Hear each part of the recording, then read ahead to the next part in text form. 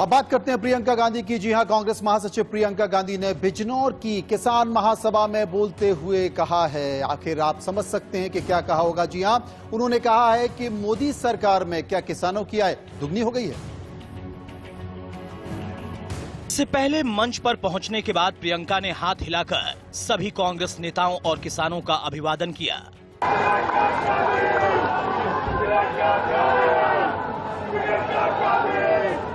वहीं बिजनौर जाते जाते हुए जगह जगह प्रियंका के स्वागत में कांग्रेस कार्यकर्ताओं का हुजूम उमड़ पड़ा और जगह जगह पर उनका जोरदार स्वागत किया गया।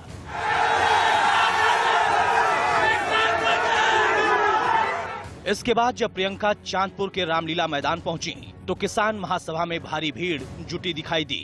इस दौरान प्रियंका ने गन्ने की बकाया रकम पर शायराना अंदाज में मोदी योगी सरकार पर तंज कसे। भरोसा टूट चुका है।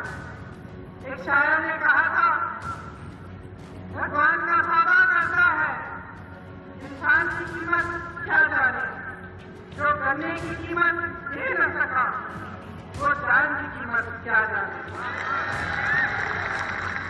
प्रियंका ने कहा कि माना आपकी भलाई के लिए कानून बनाए गए हैं, पर जब वो चाहते ही नहीं तो कानून को वापस कर लो। उन्होंने कहा, क्या मोदी सरकार जबरदस्ती किसानों की भलाई करेगी? प्रधानमंत्री जी कहते हैं कि ये जो कानून बने हैं ये किसान की भलाई के लिए बने हैं। ठीक है, मान लेते हैं कि किसान की भलाई के लिए बनाए हैं आपके कानून। तो जब किसान मना कर रहा है, जब किसान कह रहा है कि भैया मुझे आपके कानून नहीं चाहिए, तो आप इनको वापस करेंगे? क्या किसी की भलाई जबरदस्ती करते हैं? क्या आपकी समझ इस देश के करोड़ों किसानों की समझ से ज्यादा है? क्या ये नहीं जानते कि इनकी भलाई के लिए क्या है, क्या नहीं है? इतना ही नहीं, प्रियंका ने बीजेपी की नीतियों को किसान विरोधी और पूंजीपतियों के लिए फायदे वाली करार दिया। समझा नहीं है, देख रहा है 7 सालों से क्या हो रहा है इस देश में।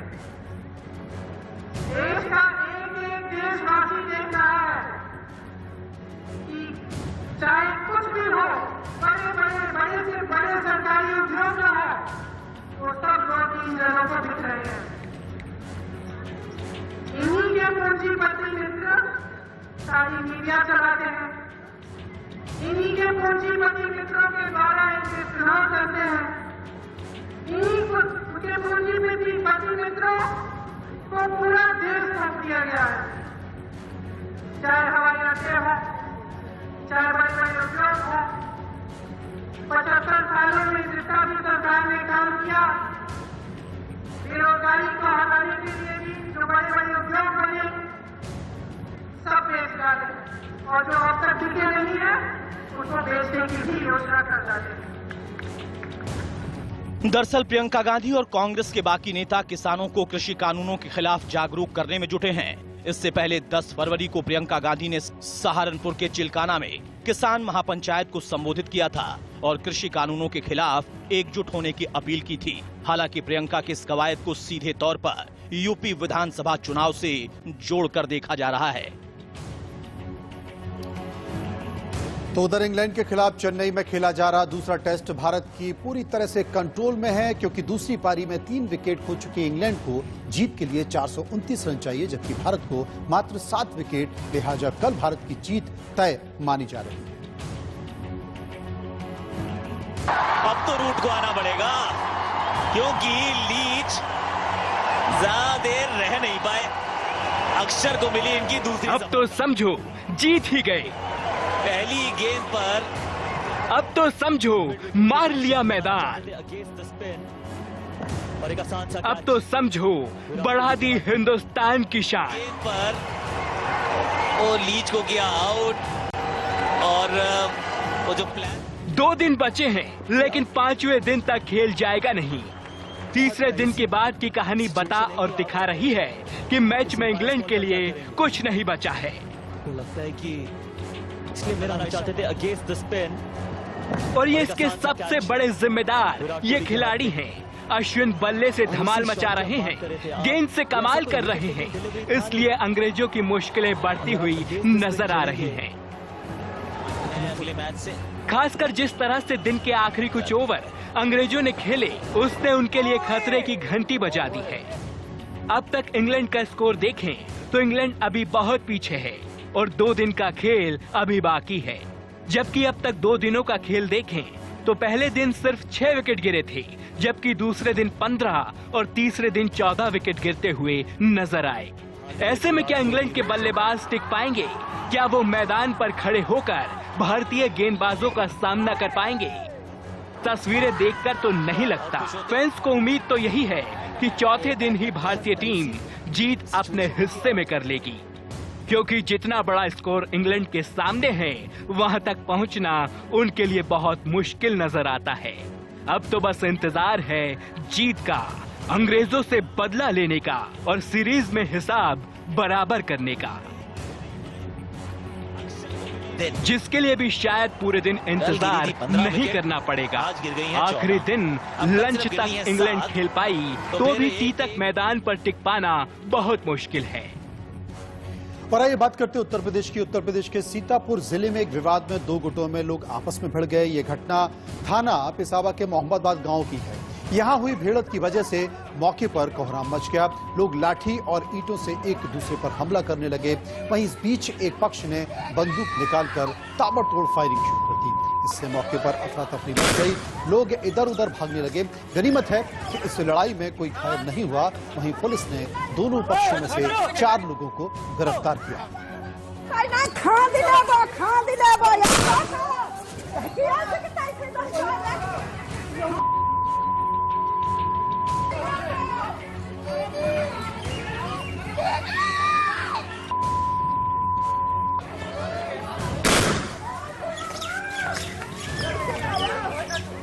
थाना पिसावा के गांव मोहम्मदाबाद में 2 परिवारों में आज एक ढेलेबाजी पत्थरबाजी हुई थी। उसमें एक पक्ष ने हवाई फायरिंग किया है, जिसमें कोई घायल नहीं हुआ है। दोनों पक्षों में से 4 को गिरफ्तार कर लिया गया, थाने पर लाया गया है। मुकदमा लिख के उनको हम लोग जेल भेज रहे हैं। उत्तर प्रदेश के बाद बात करें महाराष्ट्र की। महाराष्ट्र के जलगांव जिले में भीषण सड़क हादसा हो गया है। महाराष्ट्र में जलगांव के यावला तालुका में एक भीषण सड़क हादसे में 16 लोगों की मौत हो गई। यहां पर एक ट्रक के पलट जाने से यह हादसा हुआ। ट्रक में सवार सभी लोग मजदूर थे। क्रिकेटर युवराज सिंह अनुसूचित समाज के खिलाफ की गई एक टिप्पणी के मामले में फंसते दिखाई दे रहे हैं। इसको लेकर हरियाणा के हांसी थाना पुलिस ने युवराज सिंह के खिलाफ SC/ST एक्ट के तहत मामला दर्ज किया है। मैं इंस्टाग्राम पे अपने साथियों के साथ एक वीडियो चैटिंग की थी और उस वीडियो चैटिंग में अनुसूचित जाति समाज के बारे में बड़ी बेहद अपमानजनक और भद्दी टिप्पणी की थी।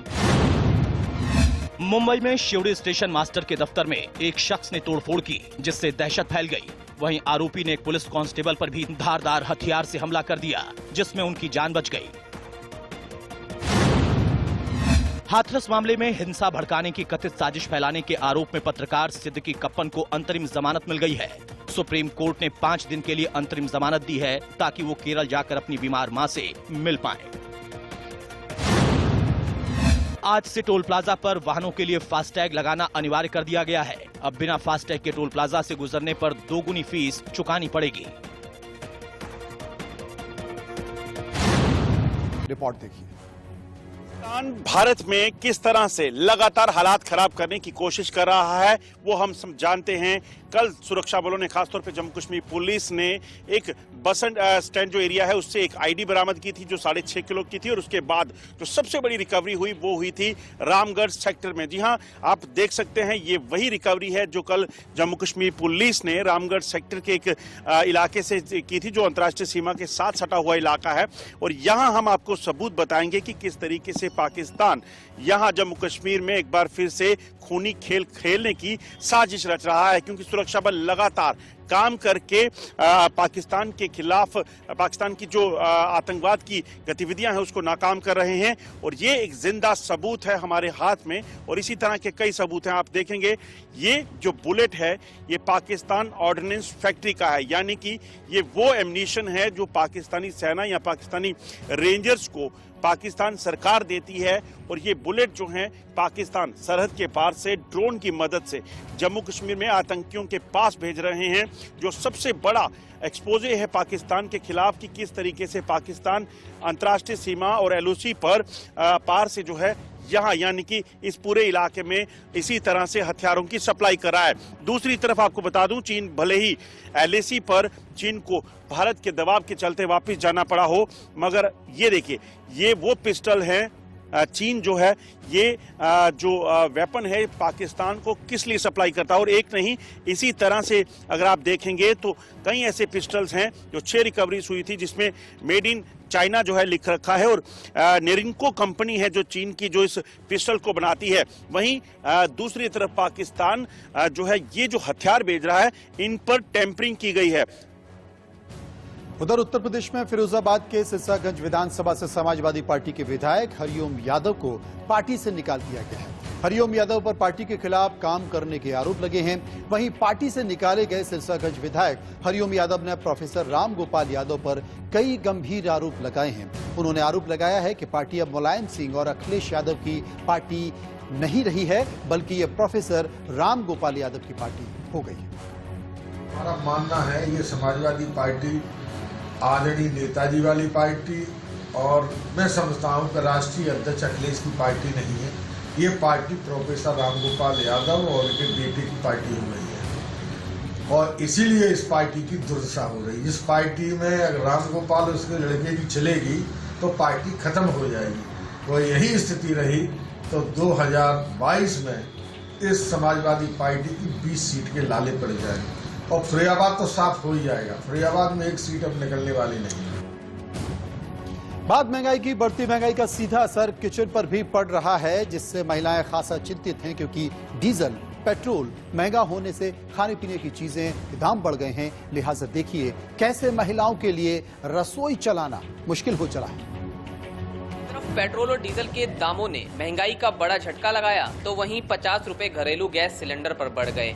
जाहिर है लोगों के लिए इस समय की जो स्थिति है वो दोहरी मुश्किल भरी है, क्योंकि एक तरफ कोरोना काल से अभी लोग उभर भी नहीं पाए हैं और महंगाई के ये बड़े झटके लोगों को लगातार सता रहे हैं। और हम एक घर में मौजूद हैं जहां पर किचन में 2 गृहिणियां हमारे साथ मौजूद हैं। हम सीधे उनके पास चलेंगे। यहाँ मैं आपको दिखा देता हूँ, सब्जियां जो हैं वो रखी हुई हैं, लेकिन इन दिनों न सिर्फ सब्जियों में बल्कि जो और घरेलू खाने पीने के सामान की रोजमर्रा की जरूरत की चीजें हैं उनमें भी कॉम्प्रोमाइज की स्थिति पैदा हो गई है। मनी जी मौजूद हैं। मैम, प्याज आप यहाँ काट रही हैं, लेकिन क्या सीधे शब्दों में कहें कि प्याज तो आंसू रुला ही रहा है? पेट्रोल डीजल ने साथ साथ एक तरह से एक महंगाई का बड़ा झटका दिया है। हाँ जी, पेट्रोल डीजल भी बढ़ गया है तो इसकी वजह से सब्जियां भी महंगी हो गई हैं। जहाँ हम प्याज 2-4 किलो भरते थे अब तो 1 किलो आधा किलो ऐसे लाते हैं। यानी मौजूदा सैलरी में घर चल पाएगा? ये सवाल कई बार हम पूछते हैं, लेकिन कोरोना काल के बाद ये और बड़ा सवाल हो गया है। हाँ, और भी महंगाई हो गई है। दूध महंगा हो गया है, रिफाइंड महंगा हो गया है, दालें महंगी हो गई है। अब बताओ किस चीज की में बिना सब्सिडी वाला सिलेंडर सोचिए 50 रुपए महंगा हुआ तो कितना फर्क पड़ता है ऐसे में ओवरऑल? बहुत फर्क पड़ता है। अब देखो हर चीज में फर्क पड़ता है भाई साहब। कुछ कहना चाहेंगे इंडिया न्यूज के माध्यम से सरकार को? सरकार आपको देख रही है। हाँ, सरकार देख रही है तो सरकार थोड़ा मंदी करे। बहुत बजट भी ऐसा ही आ गया, मतलब अब हमारे लिए तो बहुत वो उसकी बात है। प्याज काट कर आप सब्जी बना रहे हैं, लेकिन क्या वाकई ये स्थिति है ऐसी कि प्याज आप खरीद पा रहे होंगे? सर, प्याज खरीद रहे हैं। जहाँ पहले 4 प्याज डलती थी वहाँ अब 1 प्याज से गुजारा करना पड़ रही है। कर तो रहे हैं प्याज के लिए। अभी सब्जी पनीर बनाओ तो उसमें भी ग्रेवी की जरूरत होती है। हर चीज इतना महंगा हो गया है, चाहे वो पनीर की बात ले लो, दूध की बात ले लो, प्याज की बात ले लो, कोई भी चीज देखो पहले से काफी बहुत ज्यादा फर्क पड़ा। दाल वगैरह के दाम में भी फर्क आपको दिखता है? रिफाइंड वगैरह? हाँ जी, दाल वगैरह के उसमें भी, चावल में भी जो पहले 60 रुपए किलो चावल था वो 90 रुपए 70 रुपए किलो चावल कर दिया है। तो मतलब बहुत सारी चीजें ऐसी हैं, देखना चाहिए। लॉकडाउन के बाद में तो वही तो, लॉकडाउन के बाद में तो ऐसा हो गया है बिल्कुल कि ना सोचते थे कि चलो भाई कुछ अच्छा होएगा, लेकिन अब तो बिल्कुल और भी ज्यादा सब्जियों में, दालों में, चावलों में, सब चीज में महंगाई हो रही है। एक स्थिति ऐसी बन गई है कि शायद मौजूदा सैलरी में तो आने वाले वक्त में तो बिल्कुल मुश्किल हो जाएगा। जी बिल्कुल, आने वाले टाइम में मैं कहती हूँ अगर यही पेट्रोल के दाम इस तरह से बढ़ते रहेंगे तो ट्रैवल करना मुश्किल हो जाएगा। एक छोटा सा ब्रेक, वापस आएंगे तो बात करेंगे कुछ और खबरों की।